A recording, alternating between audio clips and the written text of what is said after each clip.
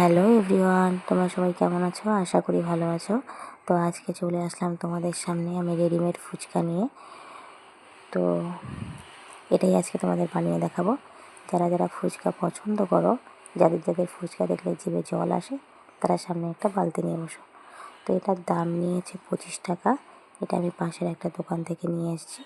এবার আসলাম আমি আলুগুলো সেদ্ধ করতে। তো এখানে 3টে আলু নিয়েছি আমি, এগুলোকে সেদ্ধ করে নেব। এখানে আমি তেঁতুলগুলোকে প্রায় আধ ঘন্টা জলে ভিজিয়ে রেখেছি। এটার কাঠটাকে বের করে নেব। এবার যাব আমি ফুচকাগুলো ভাজতে। তো কড়াইয়ে তেল দিয়ে দিয়েছি।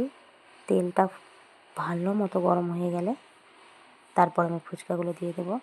তেলটা খুব ভালো মতো গরম করতে হবে বন্ধুরা, না হলে কিন্তু ফুচকাগুলো ফুলবে না। তো দেখো বন্ধুরা, কি সুন্দর আমার ফুচকাগুলো ফুলে যাচ্ছে।